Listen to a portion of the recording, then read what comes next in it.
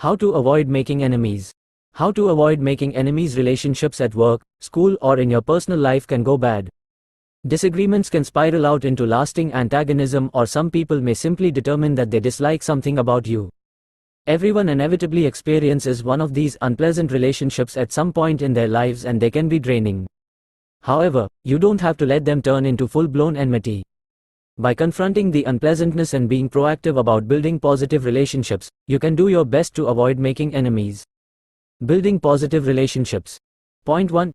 Demonstrate interest in others.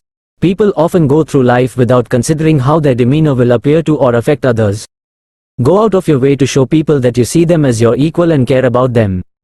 Ask a lot of questions when you meet new people and use eye contact to show that you are engaged. Express to people that you're impressed with their achievements and skills.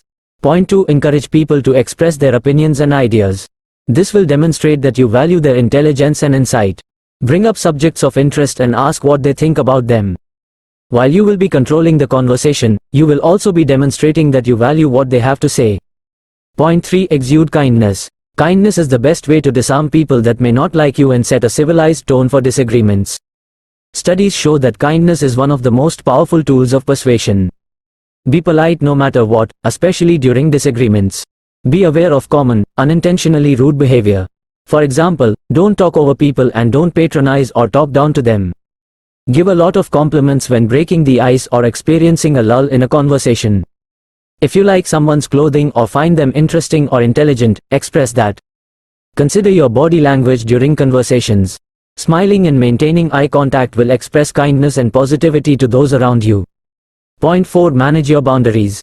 It's just as important for your emotional intelligence to understand what causes you to feel upset and disagreeable as it is to understand what causes this for others.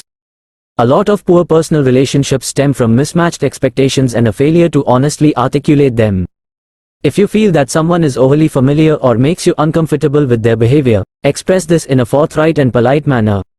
Avoid the temptation to simply ignore them or send nonverbal signals because they can be easily misinterpreted or overlooked. If you feel someone is patronizing towards you, politely tell them you appreciate their explanation while also signaling that you have your own knowledge on the subject.